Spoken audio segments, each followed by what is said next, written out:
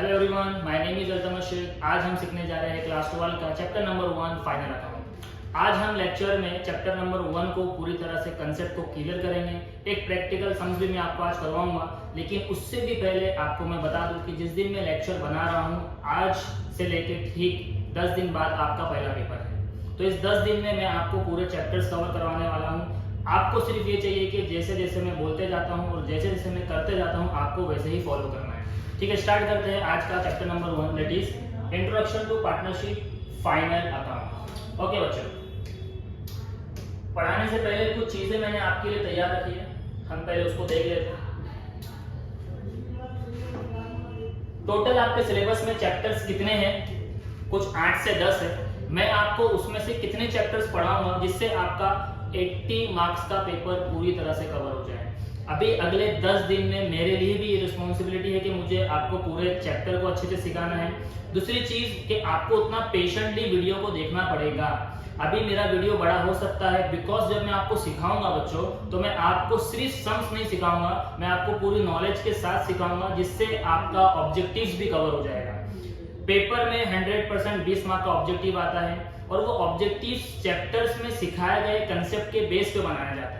अभी आपने किसी भी चैप्टर का प्रैक्टिकल सम सीख लिया, पोस्टिंग सीख ली, डेबिट और क्रेडिट सीख लिया, लेकिन आपको कंसेप्ट नहीं पता है तो आप ऑब्जेक्टिव का आंसर नहीं कर सकते। तो मैं चाहता हूं कि ऑब्जेक्टिव्स के अंदर जो हम लास्ट में थोड़ा कॉपी करने का कोशिश करते हैं कि भाई मुझे बता दे, हम उसके अलावा ये करेंगे कि हम अभी से अपने आप को इस तरह से रेडी करेंगे कि ऑब्जेक्टिव्स के लिए किसी का मोहताज ना बनना पड़े। हम 1 मार्क का ऑब्जेक्टिव भी खुद से इंडिपेंडेंटली सॉल्व कर सकते हैं और बहुत इजी आता है। सिर्फ आपको चैप्टर जब भी स्टार्ट में करूंगा, लेक्चर 1 मिस नहीं करना है, जिसमें मैं आपको चैप्टर का कंसेप्ट बताता हूं। ठीक है, चलो स्टार्ट करते हैं। देखते हैं कि हमारे पास चैप्टर्स में पढ़ने के लिए क्या क्या है। सबसे पहला चैप्टर नंबर 1 जो हर बच्चे का फेवरेट चैप्टर है, वो है final account. Final account paper में 12 मार्क्स के लिए पूछा जाता है और ये चैप्टर पास होने के नाम से बड़ा फेमस है। हर बच्चे को स्कूल में, ट्यूशन में, बड़ा भाई, छोटा भाई, जिसने भी चैप्टर के बारे में पढ़ा है और जिसको भी पता है, वो हमेशा कहता है कि बेटा ये चैप्टर करके जाना, इससे तू पास हो जाएगा। तो जो बच्चे स्कोर करना चाहते हैं उनको तो पढ़ना है जरूरी, लेकिन जो पास होना चाहते हैं और जिन्होंने अभी तक कुछ भी तैयारी नहीं की है, उनके लिए चैप्टर बहुत हेल्प करता है। अच्छे खासे मार्क्स इस चैप्टर में पोस्टिंग के मिल जाते हैं। उसके बाद हम पढ़ेंगे एनपीओ। एनपीओ देखा जाए तो प्रैक्टिकल वाइज फाइनल अकाउंट जैसा ही है, लेकिन कंसेप्ट अलग है, तो वहां पे मैं आपको सिखाऊंगा एनपीओ का कंसेप्ट। और एनपीओ भी पेपर में 12 मार्क्स के लिए आता है। अगर आपको लगता है एनपीओ डिफिकल्ट है तो आप जरूर मेरा वीडियो देखना। आपका जो भी असम्पशन है, जो भी सोच है एनपीओ को लेके कि डिफिकल्ट है, ये चेंज हो जाएगा। मैं आपको जिस वे में पढ़ाऊंगा और जिस तरीके से पढ़ाऊंगा, इसको बहुत ही आसान तरीके से करेंगे और आप इसको जरूर कर सकते हो। उसके बाद आता है एडमिशन ऑफ पार्टनर। पेपर में एडमिशन के सामने रिटायरमेंट आता है, तो मैं आपको सिर्फ पढ़ाऊंगा एडमिशन।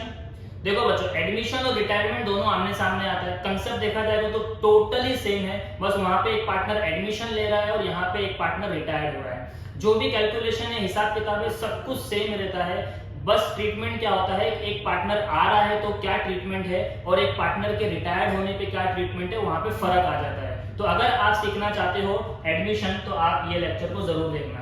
अगर आप सीखना चाहते हो रिटायरमेंट, तो रिटायरमेंट में नहीं पढ़ा रहा हूं बिकॉज 10 दिन में मैं ऑप्शन के साथ नहीं जा सकता हूं, मैं विदाउट ऑप्शन ही जाऊंगा। लेकिन आप दोनों सीखने का कोशिश मत करना, क्योंकि अगर पेपर में दोनों आया और आपको दोनों लग रहा है आप कर सकते हो, तो आप यहाँ पे भी कंफ्यूज हो जाओगे, मैं किसको करूँ और किसको नहीं करूँ।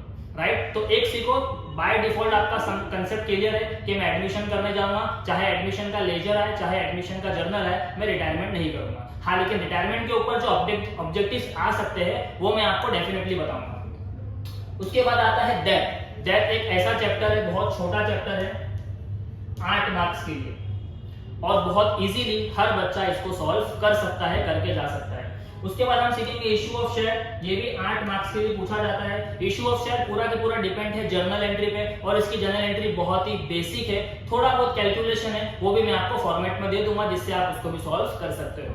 उसके बाद आता है ऑब्जेक्टिव्स। देखो बच्चों, आपके इंडेक्स में जब भी टीचर पढ़ाता है वो आपको चैप्टर्स की इंफॉर्मेशन दे देता है, लेकिन ऑब्जेक्टिव्स के बारे में कोई भी बात नहीं करता है। अब एग्जाम नजदीक है तो मैं चाहता हूं कि हम इंडेक्स में चैप्टर में ही एक कॉलम बना दें ऑब्जेक्टिव का, यानी हर चैप्टर से मैक्सिमम ऑब्जेक्टिव्स जो इंपॉर्टेंट है, जो पेपर में आने के चांस ज्यादा होते हैं, उसके बारे में भी हम डिस्कशन करेंगे। पूरा के पूरा एक लेक्चर जो है मैं आपको ऑब्जेक्टिव्स को देने वाला हूँ। अब चाहे ऑब्जेक्टिव्स फाइनल अकाउंट से हो, डिसोल्यूशन से हो, किसी भी चैप्टर से हो, हम उसको कवर करेंगे।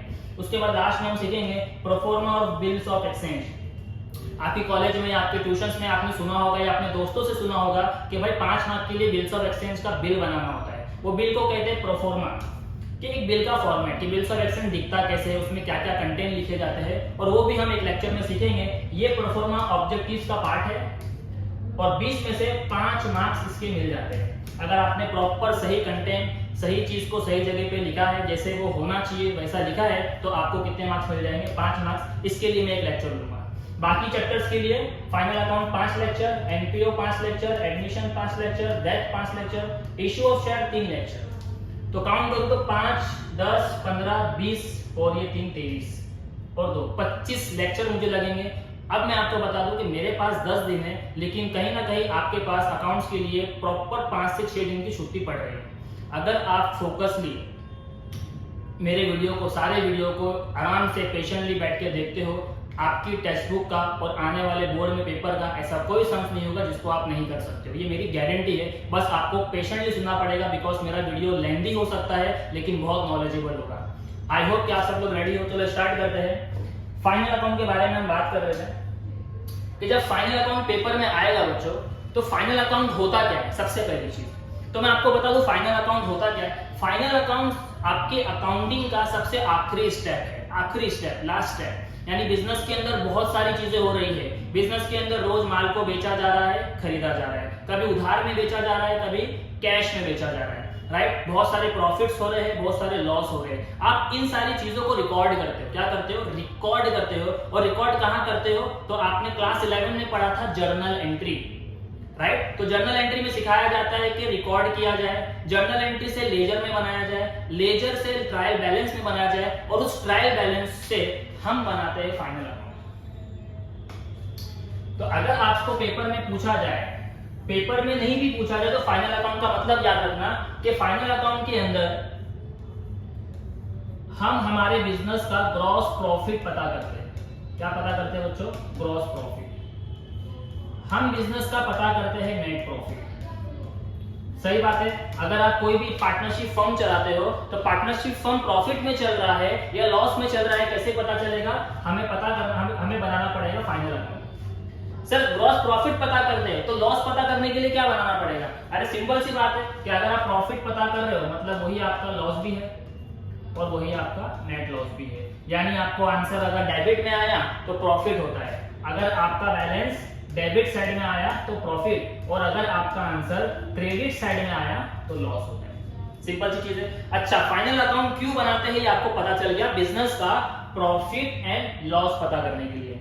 एक होता है ग्रॉस प्रॉफिट, एक होता है loss, net profit. Sir gross profit पता करना है। अब आते हैं अकाउंटिंग ट्रीटमेंट पे। Where is accounting treatment? Accounting treatment, इसको मैं कहता हूं steps for final account. Steps for final account यानी जब हम फाइनल अकाउंट करेंगे तो आपको ये पता करना है कि सबसे पहले मुझे क्या करना है। तो आप याद रखें, सबसे पहले आपको बनाना है फॉर्मेट। क्या बनाना है? फॉर्मेट। यस, फॉर्मेट के मार्क्स कटते हैं बच्चों। याद रखना कि फाइनल अकाउंट डिपेंड करता है कि आपका प्रेजेंटेशन कैसा है, क्या आपने ट्रेडिंग अकाउंट को प्रॉपर बनाया है, प्रॉफिट एंड लॉस अकाउंट को प्रॉपर बनाया है, बैलेंस शीट को प्रॉपर बनाया है, क्या उस पर जो डेट आनी चाहिए थी वो आई थी, क्या इन द बुक्स ऑफ, जो टीचर साल भर बोलता है इन द बुक्स ऑफ लिखो, क्या आपने लिखा है। यानी format is your part of answer. बहुत सारे बच्चे अपने हिसाब से फॉर्मेट बनाते हैं, पोस्टिंग सही करके आते हैं, फिर भी कहते हैं मार्क्स कट गया। उसका रीजन यही होता है कि बच्चे ने फॉर्मेट खा लिया, फॉर्मेट बनाया या नहीं बनाया। सिंपल सी बात है कि अगर आपके फेस में से मैं ये नाक को बनाना भूल जाऊं या नाक को लिखना भूल जाऊं या नाक को मैं थोड़ा इधर कर दूं, तो क्या आपका फेस अच्छा लगेगा? नहीं सर। क्यों? क्योंकि आपने फॉर्मेट को चेंज कर दिया।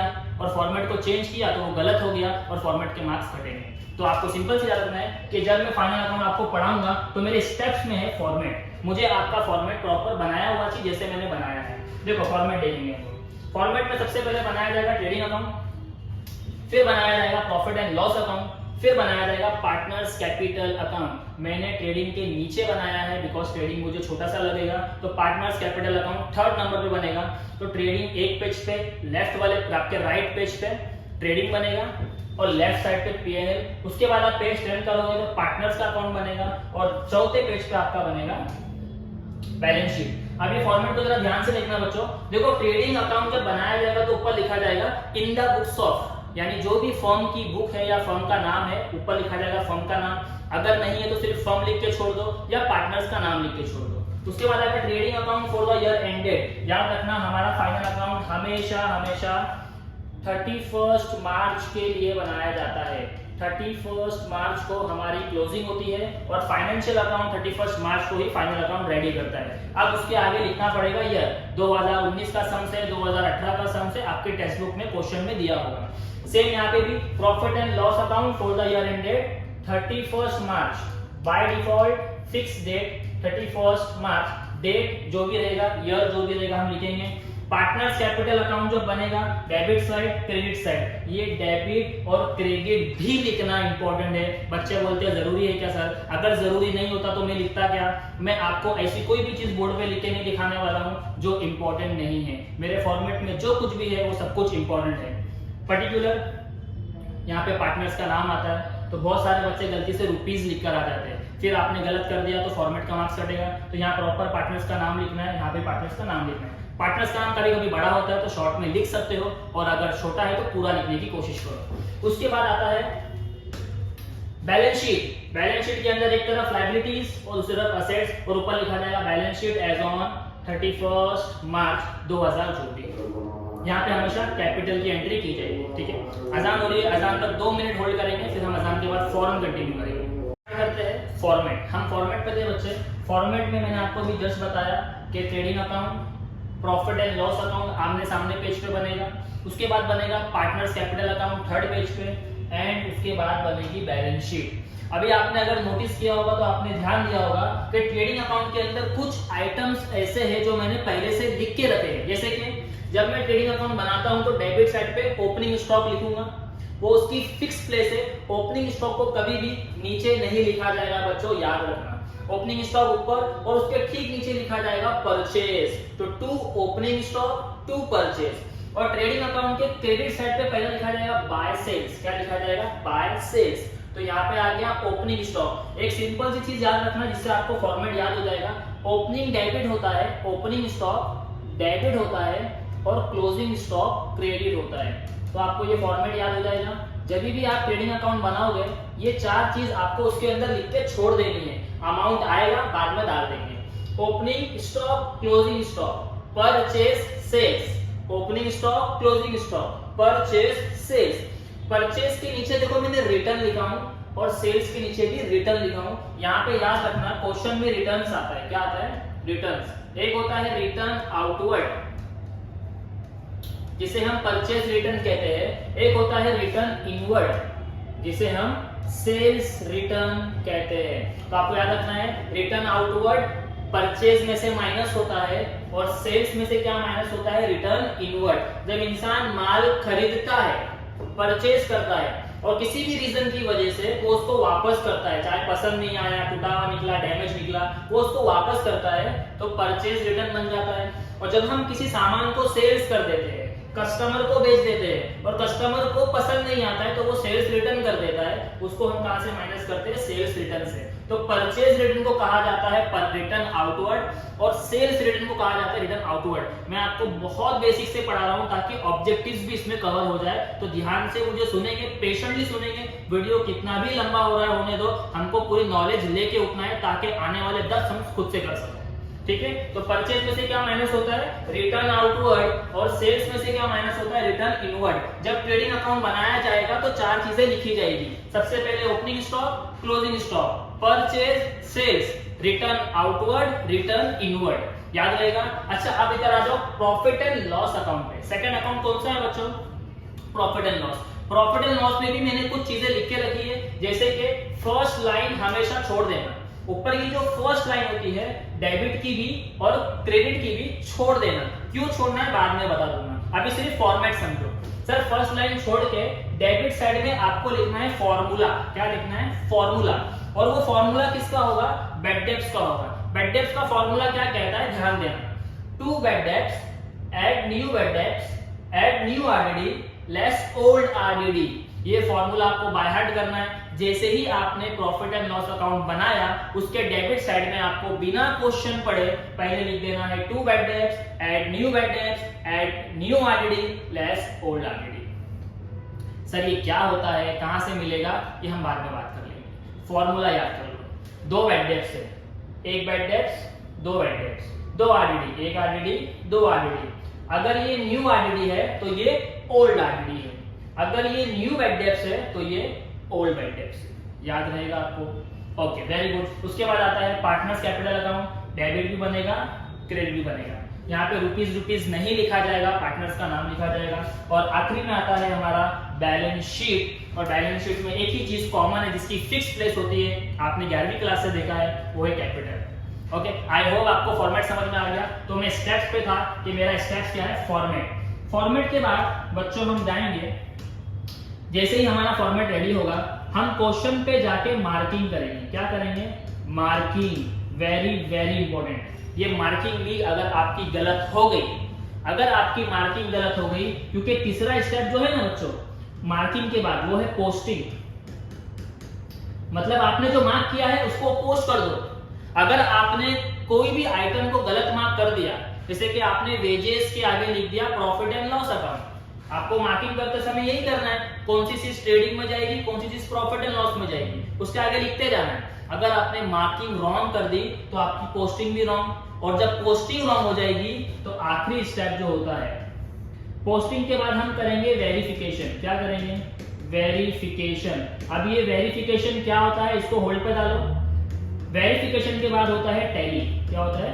टैली। जब क्लोजिंग करोगे, क्लोजिंग में आपका आंसर राइट कभी भी नहीं आएगा, बिकॉज मार्किंग गलत तो पोस्टिंग गलत, पोस्टिंग गलत तो टैली गलत हो जाएगा।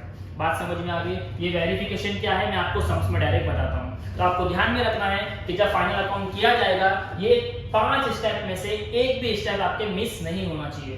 पहले फॉर्मेट, तो अगर मैं सम्स नंबर 1 कराऊंगा आज, तो फॉर्मेट देखना है। तो मेरा फॉर्मेट तो रेडी हो गया है, तो मैं इस पर टिक कर देता हूँ। मुझे क्या करना है? क्वेश्चन को रीड करके मार्किंग करना है, फिर पोस्टिंग करना है, वेरिफिकेशन करना है और टैली करना है। ठीक है, आगे बढ़ते हैं। What is trial balance?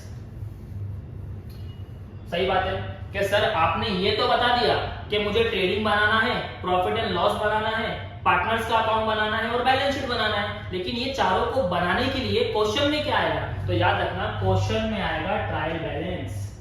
और क्या आएगा? क्वेश्चन में आएंगे एडजस्टमेंट्स। ये दो चीजें हैं, यानी 50% सम्स ट्रायल बैलेंस पे चलेगा, 50% सम्स एडजस्टमेंट पे चलेगा। तो आपको फिलहाल याद रखना है ट्रायल बैलेंस क्या है। ट्रायल बैलेंस वो जगह है जहां पे आपको बहुत सारे आइटम्स दिए हुए हैं। कुछ आइटम्स डेबिट साइड पे दिए होंगे और कुछ आइटम्स क्रेडिट साइड पे दिए होंगे। बहुत कुछ होगा, बहुत कुछ, बहुत सारी चीजें दी होगी, कुछ डेबिट में होगी और कुछ क्रेडिट में। तो हमें क्या करना है? हमें बस ये डेबिट वाले आइटम को देखना है और मार्किंग करनी है। सर क्या मार्क करेंगे?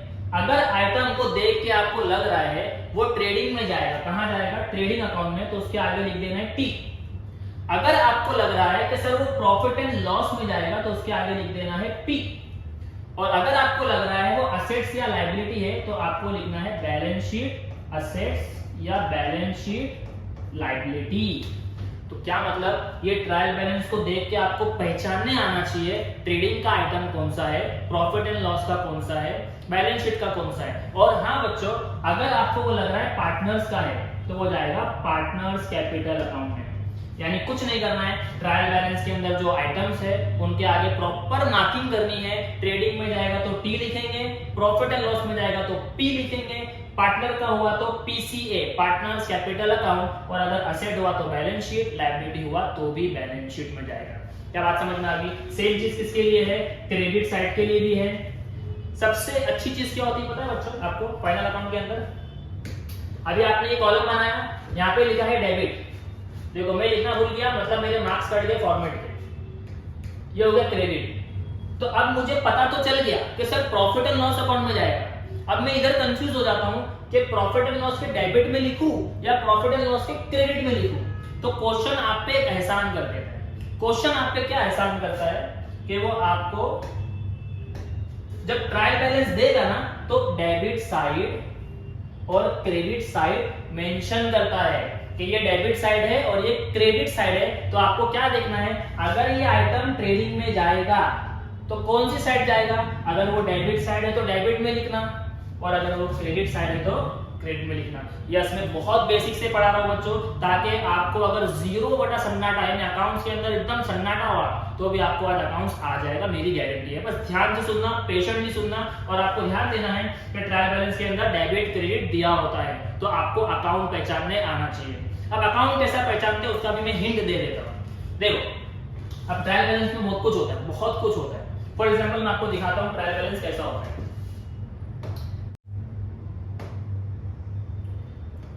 ये देखो बच्चों ट्रायल बैलेंस कैसा होता है। मैंने बोला ट्रायल बैलेंस दिया रहेगा आपको, ये इसका डेबिट साइड और ये इसका क्रेडिट साइड। अभी जस्ट मैंने आपको बोला क्वेश्चन आप पे एहसान कर रहा है कि आपको ये सोचना ही नहीं है कि डेबिट में लिखूं या क्रेडिट में लिखूं। डेबिट की चीज डेबिट में डालो, क्रेडिट की चीज क्रेडिट में डालो। इंपॉर्टेंट क्या है कि जाएगा कहां। तो आपको मैंने बोला या तो ट्रेडिंग में जाएगा, या तो प्रॉफिट एंड लॉस में जाएगा, या पार्टनर्स के अकाउंट में जाएगा, या बैलेंस शीट में एसेट्स बन के जाएगा, या लायबिलिटी बन के जाएगा। Very simple.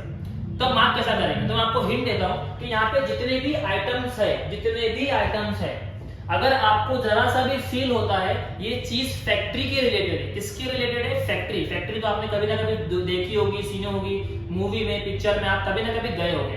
फैक्ट्री कैसी होती है? कारखाने होते हैं, मशीन चलते रहती है, अंदर लेबर काम करते रहते हैं, वहां पे फ्यूल, इंजन वगैरह सब कुछ यूज होता है। यानी फैक्ट्री की आइटम्स आपको ध्यान में रखने हैं और उसके हिसाब से मार्क करना है कि सर ये फैक्ट्री का खर्चा है, फैक्ट्री का एक्सपेंस है, फैक्ट्री का इनकम है, सब कुछ फैक्ट्री का है। यानी गुड्स से रिलेटेड, वेरी शॉर्ट, गुड्स से रिलेटेड हर पॉइंट ट्रेडिंग अकाउंट में जाएगा। तो अगर आपको लग रहा है कोई भी खर्चा फैक्ट्री का है, किसका है बच्चों? फैक्ट्री का है, तो उसको ट्रेडिंग अकाउंट में लाना। लेकिन आपको फील आ रहा नहीं सर ये जो खर्चा है ना ये ऑफिस वाला खर्चा है। ऑफिस में आप कभी ना कभी गए हो, टीवी में, पिक्चर में कभी ना कभी देखा होगा, बड़ी अच्छी खासी बिल्डिंग्स होती है, लाइट्स लगी होती है और अंदर लेबर काम नहीं कर रहे होते, अंदर एम्प्लॉइज काम कर रहे होते हैं। तो एम्प्लॉय को सैलरी देना होता है, ऑफिस इंश्योरेंस करवाती है, ऑफिस ऑडिट करवाती है, ऑफिस एडवर्टाइजमेंट करवाती है। तो जो पढ़े लिखे लोग होते हैं ना बहुत ज्यादा हाई लेवल पे, जो लीगल वर्क ज्यादा करते हैं, उनके लिए अगर कोई भी पॉइंट आया और आपको फील हो रहा है ये खर्चा फैक्ट्री वाले नहीं ऑफिस वाले करते हैं, तो आपको लिखना है P for profit and loss account. तो अगर आपको लग रहा है फैक्ट्री का खर्चा ट्रेडिंग अकाउंट, ऑफिस का खर्चा प्रॉफिट एंड लॉस अकाउंट, उसके अलावा अगर आपको लग रहा है ये तो असेट्स है तो उसको बैलेंस शीट में डाल देना और लायबिलिटी को भी बैलेंस शीट में डाल देना। और हाँ, अगर आपको असेट्स और लायबिलिटी भी पहचानने नहीं आता है, इसलिए मैं फाइनल अकाउंट पहले करवा रहा हूं क्योंकि इसके अंदर आपके बहुत सारे कंसेप्ट जो अकाउंट्स को पूरा कवर करते हैं वो आप सीख जाओगे। इसलिए मैं बहुत स्लो जा रहा हूं और बहुत बेसिक से हम पढ़ेंगे, लेकिन इसमें अकाउंट्स के अंदर टोटल मार्क्स लेके छोड़ेंगे। ठीक है, फाइनल अकाउंट 12 मार्क्स के लिए आने वाला है। अब आपको ध्यान में रखना है कि फाइनल अकाउंट के अंदर ट्रेडिंग में फैक्ट्री की चीजें जाती है, प्रॉफिट एंड लॉस में ऑफिस की चीजें जाती है, बैलेंस शीट में असेट्स और लायबिलिटी जाता है। और अगर आपको लगा है वो पार्टनर्स का है, किसका है बच्चों? पार्टनर्स का है, तो उसको डाल देना पार्टनर्स कैपिटल अकाउंट में। बात समझ में आ रही है?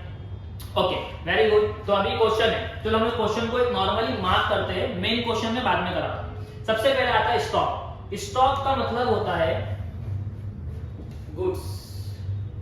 अब बताओ बच्चों गुड्स किधर होते हैं? तो मैंने अभी बोला सर गुड्स मतलब ट्रेडिंग अकाउंट फैक्ट्री में होते हैं, तो यहाँ पे लिख देना टी। उसके बाद bill receivable. Sir bill receivable मतलब पैसा मिलने वाला है, तो जब पैसा मिलता है या पैसा मिलने वाला है तो वो आपके लिए क्या बन जाता है? असेट बन जाता है। तो इसके आगे लिख दो ए। वेजेस एंड सैलरी, तो वेजेस एंड सैलरी दो वर्ड है, बट अमाउंट अगर मैं देखूं तो एक ही है, तो ये एक ही है, टोटल एक ही नाम से बोला गया है, वेजेस एंड सैलरी। पेपर में ऐसा आ सकता है, तो कंफ्यूज मत होना। क्यों सर? बिकॉज वेजेस जो मजदूरों को दिया जाता है, मजदूर मतलब लेबर, और लेबर किधर होते हैं? ट्रेडिंग अकाउंट में। अब उसके आगे लिख दिया क्वेश्चन में सैलरी। अब सैलरी क्या होती है, जो ऑफिस वाले लोग होते हैं एम्प्लॉयज उनको दी जाती है। तो अब दोनों लोग अलग अलग है लेकिन अमाउंट तो एक ही है ना। तो आप इसको कहां डालेंगे, ट्रेडिंग में डालेंगे या प्रॉफिट एंड लॉस में डालेंगे। तो आपको याद रखना है फर्स्ट वर्ड जो रहेगा उसके हिसाब से आप लोग डिसाइड कर लेना। अगर फर्स्ट वर्ड वेजेस है तो इसके आगे ट्रेडिंग लिख देना। अगर सैलरी एंड वेजेस होता first word will be salary तो आप यहाँ पे लिखते हैं प्रॉफिट एंड लॉस अकाउंट, तो क्वेश्चन गलत नहीं होता, पूरे मार्क्स मिलेंगे आपको। उसके बाद आता है डेटर। तो डेटर बिजनेस के लिए असेट्स होता है। अब डेटर होता क्या है अगर नहीं पता है तो मुझे कमेंट में डाल देना, पर्सनली इस पे एक वीडियो बना दूंगा। लेकिन इंपॉर्टेंट क्या है, अभी फाइनल अकाउंट सीख रहे तो पहचानना सीखो, याद रख लो, रट्टा मार लो। डेटर क्या होता है, असेट्स होता है। बैड डेब्ट्स, बैड डेब्ट्स देखो मैंने आपको जस्ट अभी फॉर्मूला पढ़ाया था बैड डेब्ट्स का। वो फॉर्मूला क्या था, वो फॉर्मूला ये था, फॉर्मूला इज, ये बैड डेब्ट्स का फॉर्मूला है। Bad debts, new bad debts, new already, old already. तो यहाँ पे दो बैड डेब्ट्स है, एक न्यू बैड डेब्ट्स है और एक ओल्ड बैड डेब्ट्स है। तो याद रखना बच्चों, ट्रायल बैलेंस के अंदर जो बैड डेब्ट्स होता है वो फर्स्ट यानी ओल्ड बैड डेब्ट्स होता है। ट्रायल बैलेंस के अंदर जो आरडीडी होती है वो ओल्ड होती है। तो सर ये दो न्यू लोग कौन है, ये दो न्यू लोग एडजस्टमेंट में आएंगे। ऊपर डब्बे में ट्रायल बैलेंस में जो दिया गया है वो बैड डेब्ट्स है और आरडीडी है, ठीक है। ओके, जल्दी से वापस आ जाओ। तो बैड डेब्ट्स की जगह पे आ जाएगा। तो आपको यहाँ पे क्या करना है, इसको पहचान लिया आपने ये कौन सा बैड डेब्ट्स है, तो यहाँ पे लिख देना है old bad debts. Trial balance के अंदर जो भी बैड डेब्ट्स आएगा वो ओल्ड बैड डेब्ट्स कहलाएगा, ठीक है। परचेज, परचेज मैंने अभी जस्ट ट्रेडिंग में पढ़ाया सर, परचेज मतलब ट्रेडिंग अकाउंट में जाएगा। मोटर कार बिजनेस का असेट्स है, मशीनरी बिजनेस का असेट्स है। ऑडिट फीस, ये ऑडिट फीस मतलब जो लोग ऑडिट करवाते हैं। अब ये ऑडिट पढ़े लिखे लोगों का काम है या मजदूरों का काम है, सर ऑडिट करना तो पढ़े लिखों का काम है। तो पढ़े लिखे मतलब ऑफिस हो गया, तो यहाँ पे लिखना है आपको P. Sales return, sales return, sales return, अभी मैंने आपको ट्रेडिंग अकाउंट पढ़ाया कि सर सेल्स में से सेल्स रिटर्न माइनस होता है, तो यहाँ पे लिख दो लेस फ्रॉम सेल्स। उसके बाद डिस्काउंट, ये डिस्काउंट वेरी वेरी इंपॉर्टेंट। कुछ वर्ड तो ऐसे है ना जो आपको बाय डिफॉल्ट याद रखना है, चाहे डेबिट में आए चाहे क्रेडिट में आए, ये हम ले भी सकते और दे भी सकते, सही बात है। डिस्काउंट जो होता है, अगर मैं सामान खरीदता हूं तो भी मिलता है, अगर मैं सामान बेचता हूं तो देना भी पड़ता है। तो डिस्काउंट रिसीव भी आता है और डिस्काउंट गिवन भी आता है, डिस्काउंट अलाउ भी आता है। तो डिस्काउंट आया ना, चाहे दे रहे हो ले रहे हो, याद रखना ट्रायल बैलेंस में चाहे डेबिट में हो चाहे क्रेडिट में हो, डिस्काउंट हमेशा प्रॉफिट एंड लॉस में जाएगा। कहां जाएगा, प्रॉफिट एंड लॉस में, चाहे डेबिट में हो चाहे क्रेडिट में हो। देखो यहाँ पे भी दिया हुआ है। ओके, बिल्डिंग, बिल्डिंग बिजनेस का असेट्स है। कैश बिजनेस का असेट्स है। 10% इन्वेस्टमेंट बिजनेस का असेट्स है। उसके बाद एडवर्टाइजमेंट बिजनेस का एक्सपेंस है। अब बताओ एडवर्टाइजमेंट, आजकल लोग कितने हाई लेवल पे मार्केटिंग कर रहे हैं, कोई मोबाइल में करता है, कोई इंस्टाग्राम पे, फेसबुक पे, टीवी पे, रोडों पे होर्डिंग होती है। तो मार्केटिंग क्या ऐसे ही करते हो या पढ़े लिखे लोग करते हैं, सर ये पढ़ने के, ये मार्केटिंग करने के लिए इंटेलिजेंस चाहिए होता है और ऑफिस वाले इंटेलिजेंट होते हैं। फैक्ट्री में गुड्स बनाया जाता है, उसकी मार्केटिंग ऑफिस वाले करते हैं, तो ये कहां जाएगा सर, ऑफिस में जाएगा। ऑफिस का मतलब प्रॉफिट एंड लॉस अकाउंट। उसके बाद रॉयल्टी, तो रॉयल्टी के ऊपर भी मैं एक अलग से वीडियो बना दूंगा, अगर आपको डाउट है तो। अभी मेरे पास इतना टाइम नहीं है कि मैं ट्रेडिंग ट्रायल बैलेंस के एक एक पॉइंट को अलग से एग्जांपल देके एक्सप्लेन करूं। सिर्फ इतना याद रखना, रॉयल्टी जाएगा ट्रेडिंग अकाउंट में। कहां जाएगा, रॉयल्टी आपको पेपर में ऐसा पूछता है, एक पूछता है रॉयल्टी ऑन प्रोडक्शन, या पूछेगा रॉयल्टी ऑन सेल्स। तो प्रोडक्शन पे पूछा, प्रोडक्शन मतलब फैक्ट्री, और सेल्स पे पूछा तो प्रॉफिट एंड लॉस। तो आपका रॉयल्टी दो तरह से पूछ सकता है, royalty on production, royalty on sales. अगर आपको रॉयल्टी क्वेश्चन में रॉयल्टी ऑन प्रोडक्शन दिया हुआ है तो ट्रेडिंग में डालना, अगर रॉयल्टी ऑन सेल्स दिया हुआ है तो प्रॉफिट एंड लॉस में डालना। अभी क्या दिया हुआ है, सिर्फ रॉयल्टी बोला है, आगे क्लियर नहीं किया है कि सर प्रोडक्शन वाला रॉयल्टी है या सेल्स वाला रॉयल्टी है। तो हम लोग हमेशा अज्यूम करेंगे इट्स प्रोडक्शन रॉयल्टी और हम इसको कहां पे डालेंगे, ट्रेडिंग अकाउंट में। आपको याद रहेगा ये चीज, वेरी गुड। आगे बढ़ते हैं, जनरल रिजर्व। अभी बताओ बच्चों, वैसे तो इधर लिख दिया है क्रेडिट साइड का आइटम है, चाहे ट्रेडिंग में जाए, चाहे प्रॉफिट एंड लॉस में जाए, चाहे बैलेंस शीट में जाए, चाहे पार्टनर्स के अकाउंट में जाए, जाएगा तो क्रेडिट में। लेकिन हमको सही जगह तो डिसाइड करनी पड़ेगी। तो जनरल रिजर्व करना जाता है, सर रिजर्व मतलब पैसा, बचा हुआ पैसा, और पैसा किसका होता है, पार्टनर्स का होता है, तो ये जाएगा पार्टनर्स कैपिटल अकाउंट में। कैपिटल भी पार्टनर्स का होता है, तो ये जाएगा पार्टनर्स कैपिटल अकाउंट में। क्रेडिटर जिससे हम उधार में लेते हैं, अगर किसी को उधारी बाकी है तो लायबिलिटी बन जाता है। आरडीडी, ये भी मैंने अभी फॉर्मूला पढ़ाया, एक होता है ओल्ड, एक होता है न्यू। ओल्ड ट्रायल बैलेंस के अंदर जो भी आएगा वो ओल्ड है, तो ये कौन सी आरडीडी है बच्चों, ये ओल्ड आरडीडी है। सेल्स, सेल्स मैंने फॉर्मेट में पढ़ाया, ट्रेडिंग अकाउंट का परचेज डेबिट सेल्स क्रेडिट, तो ये सेल्स है। आउटस्टैंडिंग वेजेस, देखो बच्चों ये आउटस्टैंडिंग जो होता है ना, आउटस्टैंडिंग का मतलब होता है बाकी। मेरी हिंदी थोड़ी खराब है तो एडजस्ट कर लेना, थोड़ा सा मुझे उर्दू भी आता है। बाकी, बाकी का मतलब क्या है, किसी मजदूर की मजदूरी देना बाकी है, किसी मजदूर की मजदूरी देना बाकी है। और अगर आपने किसी का पैसा रुका के रखा है मतलब आपके ऊपर वो क्या है, लायबिलिटी है। ये मत बोलना सर वेजेस तो ट्रेडिंग में जाता है, अरे वेजेस ट्रेडिंग में जाता है, लेकिन बचा हुआ वेजेस, बाकी पेजेस, अनपेड वेजेस लायबिलिटी बनेगा आपके लिए। उसके बाद purchase return, purchase return, return return यानी less from purchase, purchase return purchase में से माइनस होता है। उसके बाद डिस्काउंट, मैंने अभी जस्ट बोला डिस्काउंट चाहे डेबिट में हो, डिस्काउंट चाहे क्रेडिट में हो, लिखना किधर है, प्रॉफिट एंड लॉस अकाउंट में। ये मैंने आपको एग्जांपल दिया है, अभी हम पूरा सम्स करेंगे, लेकिन मार्किंग क्या होती है समझ में आ गया। एक एक स्टेप को इतना क्लियरली क्लासिफाई कर रहा हूं ताकि फॉर्मेट में गलती ना हो, मार्किंग करने में गलती ना हो, और मार्किंग सही तो पोस्टिंग सही, पोस्टिंग सही तो टैली सही हो जाएगा। बात समझ में आ रही है, ठीक है। हम में से बहुत सारे बच्चे ऐसे हैं जो मार्किंग सही करते हैं, पोस्टिंग सही करते हैं तो अच्छे खासे मार्क्स मिल जाते हैं। हम फायदा लगाओ मार्क्स के लिए पढ़ा जाता है, ठीक है। तो नॉलेज पूरी लो ताकि ऑब्जेक्ट्स भी कवर हो जाए। Okay done. तो यहां तक हमने अभी क्या देख लिया बच्चों, हमने स्टेप्स देख लिया कि सर फाइनल अकाउंट करते समय फॉर्मेट बनाना बहुत जरूरी, सही तरीके से। सेकंड हमने क्या देखा, मार्किंग, और मार्किंग आई होप आपको समझ में आ गई। जो चीज ट्रेडिंग में है, फैक्ट्री का हर पॉइंट ट्रेडिंग, ऑफिस का हर point profit and loss, partner का हर पैसा पार्टनर्स के अकाउंट में, और असेट्स और लायबिलिटी बैलेंस शीट में जाएगा। समझ में आ गया। 5 लेक्चर में इसको बनाने वाला हूं, 5 के 5 लेक्चर में अगर मैंने हर लेक्चर में एक सम भी कराया है आपको, तो 5 लेक्चर में इतने सम कर लेंगे कि छठा सम अगर डायरेक्ट बोर्ड में भी कर लिया ना आपने तो आप अच्छे नंबर से पास हो जाओगे। आपका सम टैली भी हो सकता है, क्योंकि ये 5 क्वेश्चन मैं आपको वो कराऊंगा पूरी टेक्स्ट बुक से जिसमें मैक्सिमम एडजस्टमेंट कवर हो जाएंगे, 99.99% एडजस्टमेंट कवर हो जाएंगे। उसके बाद भी कोई डाउट है तो मैं कभी भी मैंने ऐसा नहीं किया, बट मैं आज कर रहा हूं, सिर्फ आपके लिए कर रहा हूं कि मैं अपना नंबर आपसे शेयर कर दूंगा, व्हाट्सएप नंबर, जिसपे आप मुझे डायरेक्टली मैसेज भी कर सकते हो और कॉल भी कर सकते हो। और कॉल कब कर सकते हो, आप में से बहुत सारे बच्चे जो है वो जॉब करते हैं।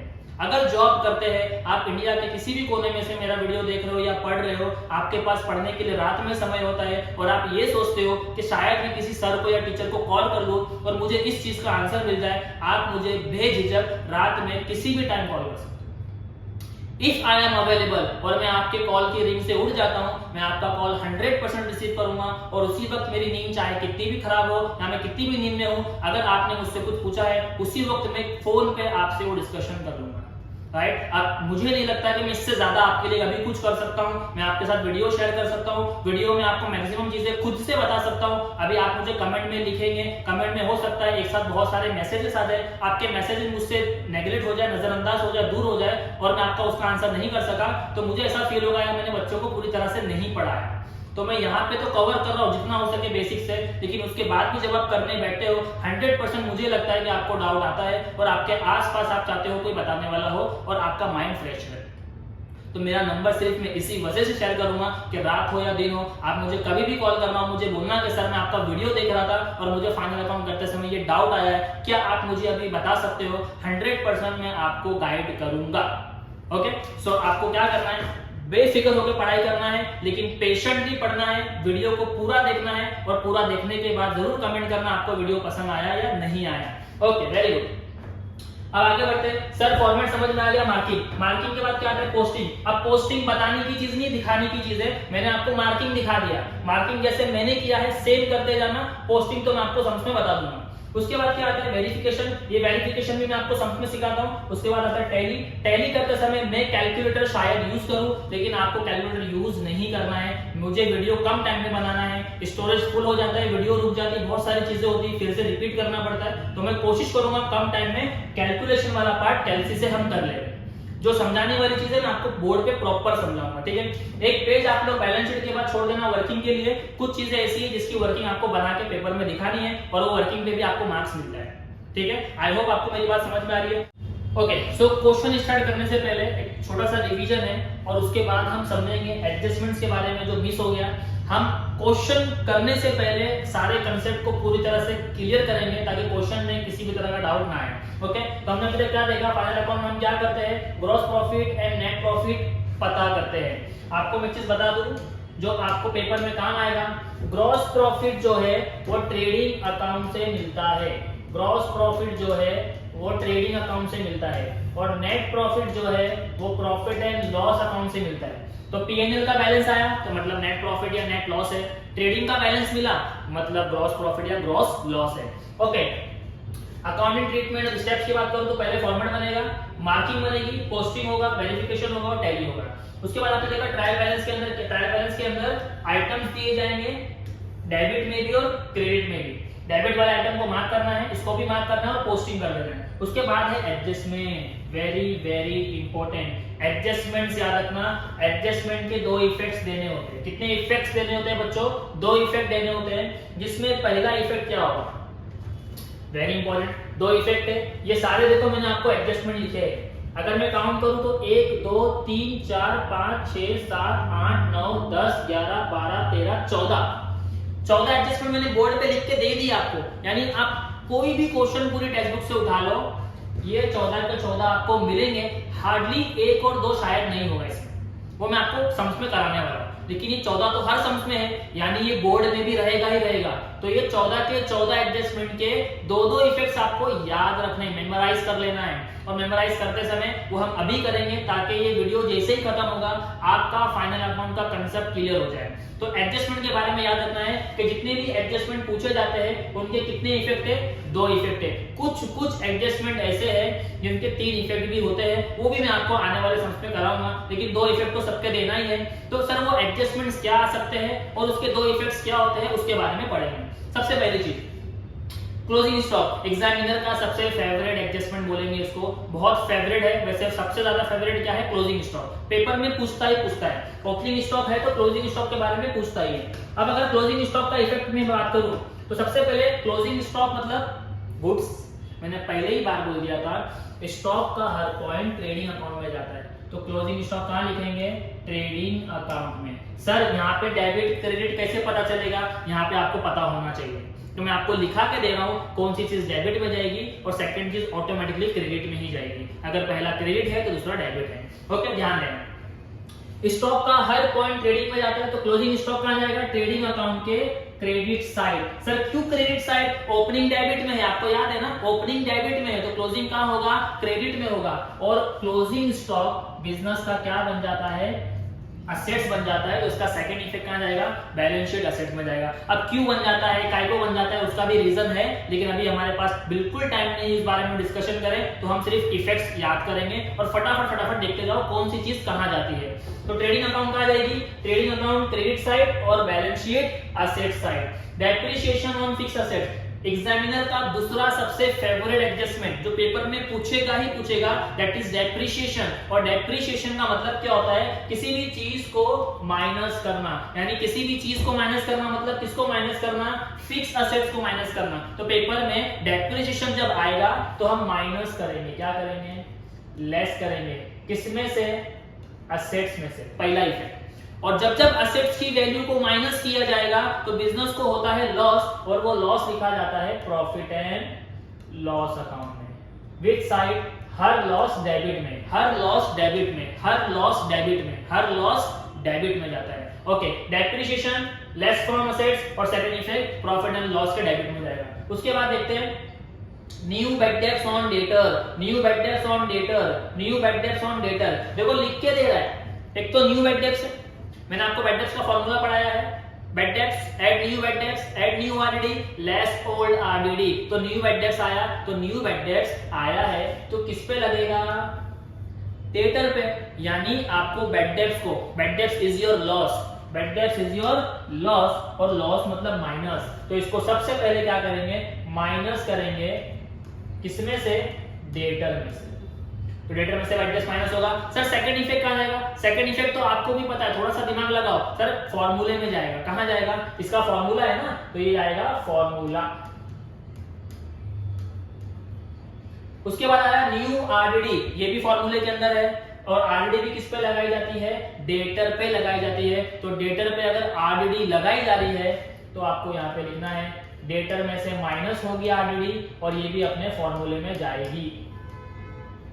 आई होप आपको मेरी बात समझ में आ रही है। चाहे वेट डेप्थ हो चाहे आरडीडी हो, वो दोनों के दोनों डेटर में से माइनस होते हैं। Less debtor less RDD, formula and formula. उसके बाद आता है आउटस्टैंडिंग एक्सपेंस। क्या आता है? एग्जामिनर का याहू मतलब फेवरेट, इसमें मतलब वो सोचेगा ही नहीं कि पूछूं या ना पूछूं, पूछेगा ही आपको। तो आउटस्टैंडिंग एक्सपेंस के बारे में क्या आएगा? सर आउटस्टैंडिंग का मतलब मैंने अभी जस्ट आपको बताया था। आउटस्टैंडिंग का मतलब होता है, इंग्लिश में लिख देता हूं जो कि हिंदी ही है, लिखने के लिए इंग्लिश है। बाकी खर्चा बाकी, अगर कोई भी चीज बाकी है, पहले की बाकी है, अभी तो देना ही है लेकिन पहले की भी बाकी है, तो पहले की अभी की मिला दो। यानी आउटस्टैंडिंग का मतलब होता है सबसे पहले जो भी खर्चा बाकी है उसमें ऐड कर दो। क्या कर दो? ऐड कर दो।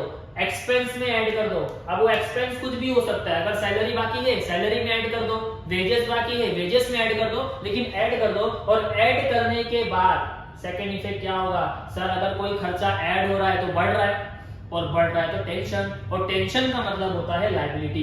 क्या होता है?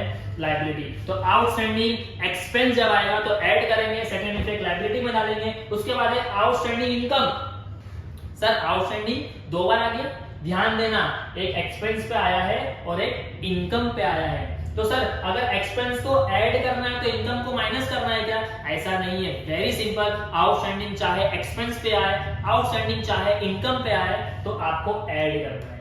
सर किस पे ऐड करना है? इनकम में। सर रेंट रिसीव होने वाला था, नहीं हुआ, आउटस्टैंडिंग रेंट मिलने वाला था, नहीं मिला, लेकिन बाद में मिलेगा, तो इनकम आपकी बढ़ेगी ना। तो जब कोई भी इनकम बढ़ेगी तो उसको ऐड कर लो। और इनकम का बढ़ना मतलब असेट्स, एक्सपेंस का बढ़ना मतलब लायबिलिटी, इनकम का बढ़ना मतलब असेट्स। आई होप आपको ये दो पॉइंट क्लियर है आउटस्टैंडिंग को लेके। सर आउटस्टैंडिंग चाहे एक्सपेंस पे आए, आउटस्टैंडिंग चाहे इनकम पे आए, बनेगी तो लायबिलिटी, एक्सपेंस बनेगा लायबिलिटी और इनकम बनेगा असेट्स। सर आउटस्टैंडिंग है तो इसका उल्टा क्या होता है बेटा? प्रीपेड। अगर कोई खर्चा बाकी है तो आउटस्टैंडिंग बनेगा। सपोज करो आपने प्रीपेड एक्सपेंस किया। प्रीपेड का मतलब क्या होता है? आपने मुझे फीस दे दिया। अभी सपोज करो मैं कोचिंग चला रहा हूं, तो मेरे पास बच्चे हैं, मेरे बच्चों ने 5 महीने की फीस एडवांस में दे दी, 3 महीने की फीस एडवांस में दे दी। तो जो खर्चा होता है ना वो प्रीपेड एक्सपेंस है।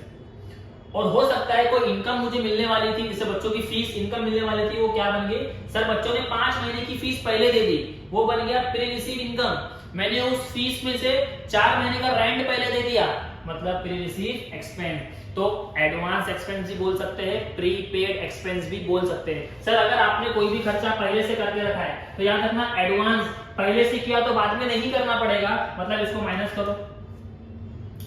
और अगर एक्सपेंस प्रीपेड है, ध्यान देना, आपने एक्सपेंस प्रीपेड कर दिया, टाइम से पहले भर दिया, टाइम अभी आया भी नहीं है, बाद में भरना नहीं पड़ेगा, और बाद में नहीं भरना पड़ेगा तो टेंशन फ्री, और जहां पे आप टेंशन फ्री हो जाते हो वो बन जाता है असेट्स।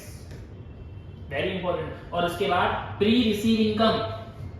सर इनकम 5 महीने बाद की आज मिल रही है, सुन के तो अच्छा लग रहा है, लेकिन याद रखना बेटो, वक्त से पहले कमाया गया पैसा, वक्त से पहले कमाया गया पैसा लायबिलिटी होता है, और वो इनकम जो है वो भी माइनस होगी, बिकॉज रूल है प्रीपेड हो तो माइनस ही होगा, आउटस्टैंडिंग है तो ऐड ही होगा, चाहे एक्सपेंस हो चाहे इनकम हो, चाहे एक्सपेंस हो चाहे इनकम हो। तो दो बातें आपको दिमाग में बिठा लेनी है, आउटस्टैंडिंग ऐड, एडवांस या प्रीपेड माइनस।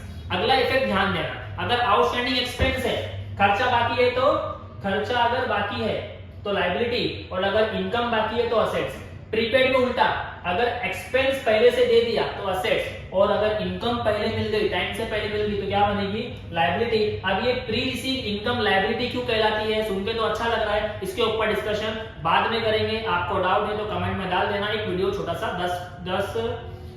10 मिनट का भी नहीं, मुश्किल से 60 या 80 सेकंड का वीडियो बनेगा, एग्जांपल दूंगा, 1.5 मिनट में ये सॉल्व हो जाएगा, लेकिन अभी बताऊंगा तो फाइनल अकाउंट लंबा हो जाएगा, ठीक है। तो pre receive income is your liability and prepaid expense is your asset. तो आई होप आउटस्टैंडिंग का और प्रीपेड का केस आपका क्लियर हो गया। आउटस्टैंडिंग सुनते ही प्लस और प्रीपेड सुनते ही माइनस, ठीक है। उसके बाद आगे बढ़ते हैं, इंटरेस्ट दो बार देखो, एक होता है इंटरेस्ट ऑन कैपिटल, एक होता है इंटरेस्ट ऑन ड्राइंग, एक होता है इंटरेस्ट ऑन कैपिटल, एक होता है इंटरेस्ट ऑन ड्राइंग, है तो इंटरेस्ट ना।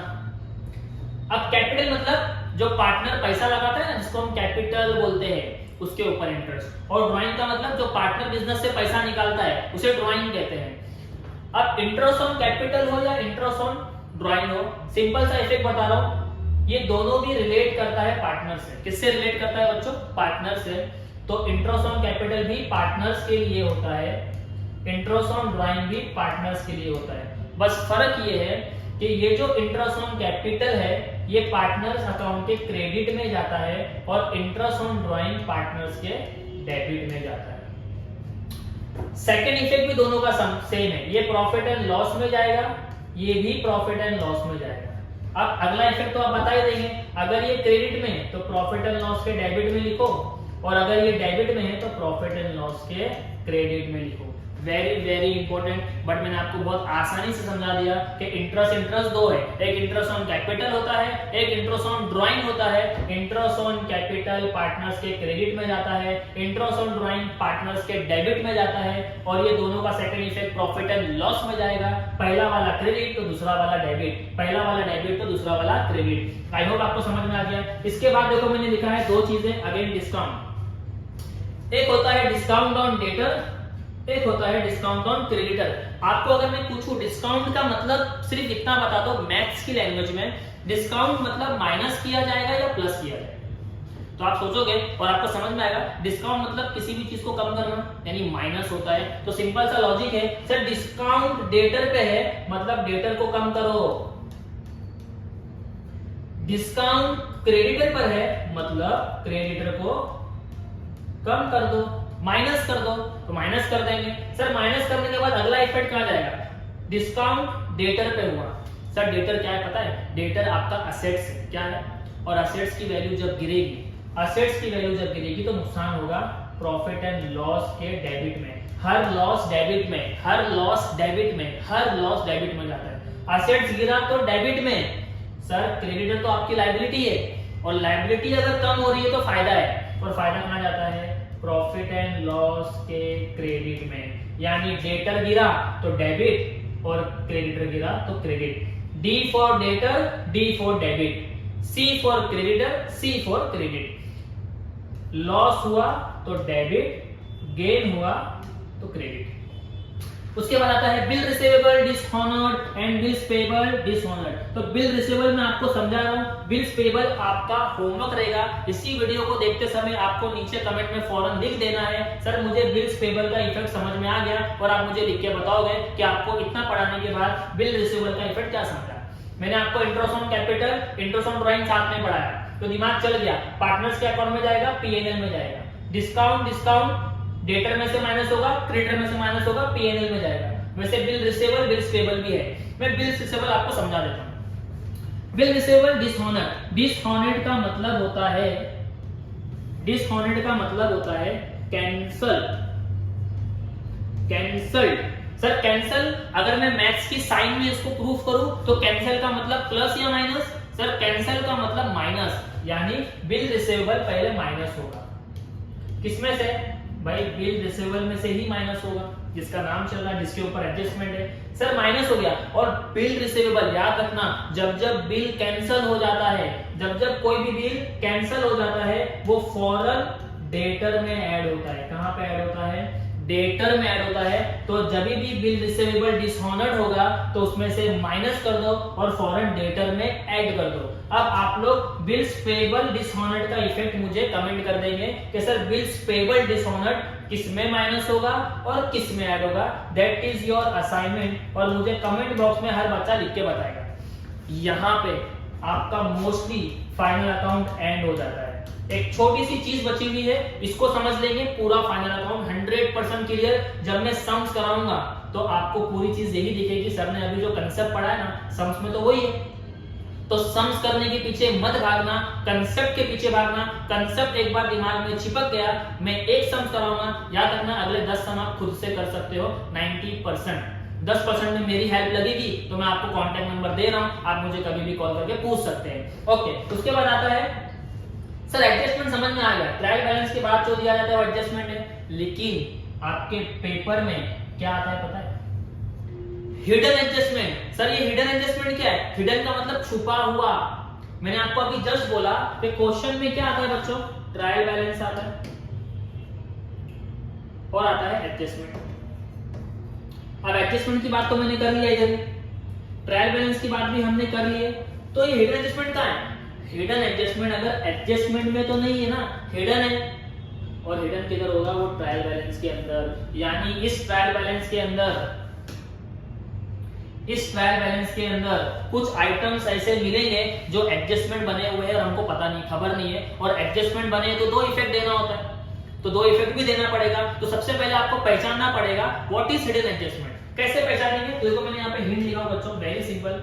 जब हम लोग सम्स करते रहेंगे, ट्रायल बैलेंस को सॉल्व करेंगे ना, ट्रायल बैलेंस की पोस्टिंग करेंगे, ट्रेडिंग लिखेंगे, पीएनएल लिख, जो भी लिखते जाएंगे, मार्किंग करेंगे, और मार्किंग करते करते किसी भी आइटम के आगे ओपनिंग स्टॉक को छोड़ के, ओपनिंग स्टॉक में डेट दिया है मतलब वो बता रहा है कि वो ओपनिंग स्टॉक है, ओपनिंग स्टॉक को छोड़ के अगर किसी के भी आगे डेट दिखा, कोई भी डेट लिखी है, 20 जून, 25 जून, ये जून, मंथ लिखा है अक्टूबर, नवंबर, जनवरी, फरवरी, या परसेंटेज लिखा है 10%, 9%, 3%, ऐसा कुछ दिखा, मतलब वो डेट पे कैलकुलेशन, मतलब वो परसेंटेज पे कैलकुलेशन, मतलब वो मंथ पे कैलकुलेशन, और कैलकुलेशन का मतलब ही तो एडजस्टमेंट होता है। तो आपको ध्यान में रखना है, जब मैं ट्रायल बैलेंस को मार्क कर रहा हूं तो वेरी केयरफुली, अगर कोई भी पॉइंट के आगे आपको, कोई भी आइटम के आगे डेट, मंथ या परसेंटेज दिखा, फौरन आप मुझे बोलोगे सर हिडन एडजस्टमेंट आया है, और एडजस्टमेंट आया है तो कितने इफेक्ट देने पड़ेंगे? 2 इफेक्ट। अब वो करेंगे कैसा बाद में बताता हूं सम्स के अंदर, अभी के लिए इतना काफी है।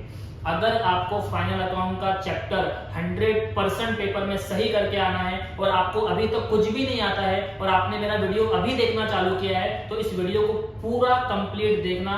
मैं गारंटी ले रहा हूँ वीडियो खत्म होने के बाद जब मैं आपको बोलूंगा फाइनल अकाउंट वाइंडिंग अप मेरा पढ़ा के हो गया, तो आप जरूर मुझे बोलेंगे सर मुझे पूरा फाइनल अकाउंट समझ में आया और मैं 100% एक्यूरेसी के साथ फाइनल अकाउंट को कर सकता हूँ।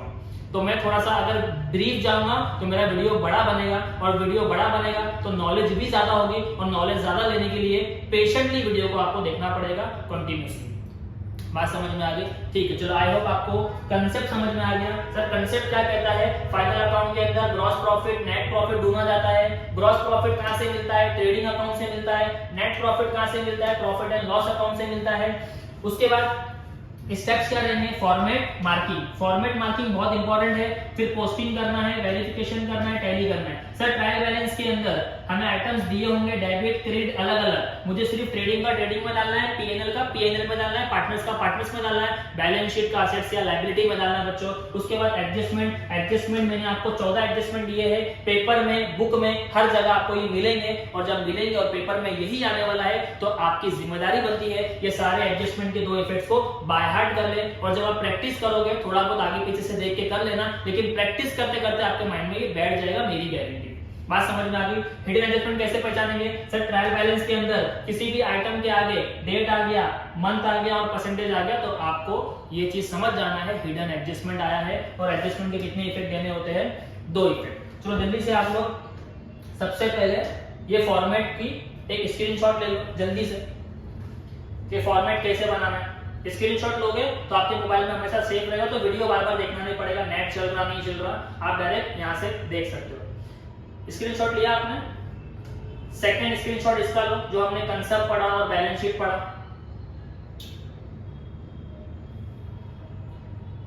ओके, ये लेने के बाद स्क्रीनशॉट लो सारे एडजस्टमेंट का।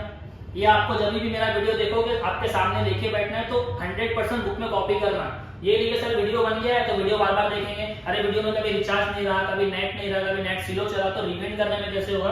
आपके पास लिखा हुआ होना चाहिए सारी नोट्स। इसका स्क्रीनशॉट ले लिया आपने, और इसका भी स्क्रीनशॉट ले लेना ताकि आपको याद रहे कि फाइनल अकाउंट के 5 लेक्चर मुझे देखने हैं, जिससे मेरा चैप्टर पूरा कवर हो जाएगा। ठीक है, अच्छा मैं बताना भूल गया, ये जो मैं अकाउंट्स पढ़ा रहा हूँ, ये मेरे अकाउंट्स की सीरीज का नाम मैंने दिया है YouTube अकाउंट सीरीज, यानी ये सारे वीडियोस आपको YouTube पे अवेलेबल मिलेंगे। मेरे चैनल का नाम है सबको आएगा। अब सबको आएगा मतलब बहुत सारे बच्चे पूछते हैं सर सबको आएगा मतलब क्या, अकाउंट में पैसा आएगा क्या? थोड़ा बच्चे मस्ती में ले लेते हैं, सबको आएगा तो बोलते सर अकाउंट नंबर दूं क्या, पैसा डालने वाले हैं क्या, कोई बात नहीं, होते रहता है वो चीज, लेकिन सबको आएगा। मतलब मेरी कोशिश ये है कि मैं जब पढ़ाऊं और आपको कोई चीज समझाने की कोशिश करूं और आपको बिल्कुल नॉलेज नहीं है उस चीज का और आप मेरे समझाने से समझ जाओ, तो मुझे उस चीज पे थोड़ा सा कॉन्फिडेंस है कि जब मैं पढ़ाऊंगा तो आपको मेरी बात जरूर समझ में आएगी, क्योंकि मैं बहुत बेसिक से पढ़ाता हूं। तो इसका मतलब क्या है कि हर एक बच्चे को समझेगा, और हर एक बच्चे को समझेगा मतलब चैनल का नाम क्या है, सबको आएगा। सिर्फ आपको सबको आने के लिए आपको भी थोड़ा हार्डवर्क करना पड़ेगा, वीडियो को पेशेंटली देखना पड़ेगा और पूरी नॉलेज को समझना पड़ेगा। सो बच्चों, आई होप आपको एडजस्टमेंट के सारे इफेक्ट समझ में आ गए। ये 14 के 14 एडजस्टमेंट आपको मैं जब सम्स करवाऊंगा हर सम्स में देखने मिलेंगे। अब अगला लेक्चर जो है मेरा वो प्रैक्टिकल सम्स पे होगा, तो आपको मेक श्योर सारे एडजस्टमेंट के इफेक्ट्स याद होने चाहिए। हमने क्या देखा, हमने फाइनल अकाउंट के बारे में क्या देखा, हमने ये देखा कि सर फाइनल अकाउंट के अंदर हमें पता करना है net profit, net loss, gross profit और नेट प्रॉफिट कहां से मिलता है, ट्रेडिंग से मिलता है, प्रॉफिट एंड लॉस अकाउंट से मिलता है। अकाउंटिंग ट्रीटमेंट स्टेप्स में फॉर्मेट बनेगा, मार्किंग होगा, उसके बाद होगी posting, verification and tally. Sir trial balance के अंदर जो भी आइटम्स है उसकी मार्किंग आपको आनी चाहिए। एडजस्टमेंट के 2 इफेक्ट्स मैंने यहाँ पे लिखा के दे दिए हैं। प्लीज बच्चों ये एडजस्टमेंट के इफेक्ट्स याद कर लेना। फाइनल अकाउंट में आपको प्रॉब्लम यही होती है कि मुझे पता ही नहीं है कौन सी चीज कहाँ जाएगी, कौन से एडजस्टमेंट के 2 इफेक्ट्स क्या होते हैं। अगर आपने ये याद कर लिया 100%, एंड आई बिलीव कि अगर आप मेरा अगला लेक्चर यानी जो भी मैं सम्स आपको अगला कराऊंगा और वो बिना देखे आप सम ट्राई करो, आप आगे का सम खुद से कर लोगे। मुझे सिर्फ करेक्शन करना है, तो आपको क्या चाहिए कि आप कोशिश करते जाओ, बाकी पूरे गाइडेंस के लिए मैं आपके साथ खड़ा हूँ। तो सबसे पहली चीज, अभी जब भी आप मैं नेक्स्ट वीडियो अपलोड करूंगा, जो भी प्रॉब्लम नंबर 1 या प्रॉब्लम नंबर 2 मैं साथ में करा दूं जैसे मुझे टाइम मिले, ठीक है। तो उस वीडियो को जब आप देख रहे होंगे आपको ये इफेक्ट्स याद होना चाहिए, मैं फिर से लिखा के नहीं दूंगा, ठीक है। तो आपको बुक में नोट डाउन कर लेना है, जब भी आप लेक्चर देखते जाओगे फौरन आपकी नोट्स बनती चाहिए। बार बार वीडियो के भरोसे मत रहो, वीडियो जब बन गया, अपलोड हो गया, आपने देख के नोट डाउन कर लिया, एग्जाम टाइम पे नेट चला नहीं चला, बहुत सारे इश्यूज होते हैं और आप थोड़े से पीछे रह जाओगे। तो अपने आप को प्रिपेयर्ड रखो, हार्डवर्क ज्यादा करना है, पेशेंटली काम करना है और फोकसली काम करना है, 100% रिजल्ट मिलेगा ही मिलेगा आपको, ठीक है। तो आई होप आपको फाइनल अकाउंट का ये कंसेप्ट पसंद आया, फाइनल अकाउंट का ये वीडियो पसंद आया और बहुत सारी चीजें मैंने बेसिक से ली है, आपको वो अच्छी लगी है। अगर वीडियो पसंद आया तो प्लीज बच्चों अपने इस वीडियो को अपने फ्रेंड्स ग्रुप में शेयर कर लेना, चैनल को सब्सक्राइब करना और जो हमारा नोटिफिकेशन बटन होता है उस पर आप क्लिक करना, जैसे ही मेरा वीडियो आएगा आपको उसकी नोटिफिकेशन जरूर मिलेगी। और हर डाउट आप कमेंट में डाल सकते हो, मैंने अपना नंबर दे दिया है, उस नंबर पे आप मुझे पर्सनली कॉल करके मैसेज करके, चाहे फाइनल अकाउंट का डाउट हो, चाहे अकाउंट्स में किसी भी सब्जेक्ट का या किसी भी चैप्टर का डाउट हो, आप मुझसे डायरेक्टली व्हाट्सएप पे कॉल मैसेज कर सकते हो, मैं उसका आंसर जरूर दूंगा। कॉल भी कर सकते हो, मैं उसका भी आंसर जरूर दूंगा। Hope you all are fine और ठीक रहो, बीमार नहीं पड़ना, एग्जाम नजदीक आता है तो आप कैसे भी बीमार पड़ जाते हो सिर्फ और सिर्फ इस वजह से कि आपने बाहर का कुछ अनसन खा लिया, फालतू चीजें खा ली, या कुछ शादी वगैरह में गए, फंक्शंस में गए, बीमार होके आ गए, नजर भी लगती है, आप इतने प्यारे प्यारे खूबसूरत खूबसूरत बच्चे हो तो आपको नजर भी लगती है, तो अपने आप को थोड़ा बचाओ और छुपाओ और अपने पढ़ाई पे ध्यान दो। बिकॉज ये रिजल्ट का इंतजार जितना मुझे है, जितना आपको है, उससे कहीं ज्यादा आपके पेरेंट्स को है। तो आपको अपने पेरेंट्स को प्राउड फील कराना है, तो हर लेक्चर जब देखोगे तो पेशेंटली देखना, फोकस से देखना और माइंड में सेट करना। अगर दोस्त का कॉल आता है, फ्रेंड का कॉल आता है, कहीं बाहर जाना है, ये वो जो भी चीज आती है, पेरेंट्स को याद कर लेना कि भाई मेरे पेरेंट्स ने बड़े हार्डवर्क करके मुझे पढ़ाया है, तो मुझे किसी भी लेवल पे या किसी भी मोमेंट पे आके गिव अप नहीं करना है दोस्ती यारी के चक्कर में, पहले पढ़ाई बाद में सब कुछ कर लेना। Okay, thank you so much for today.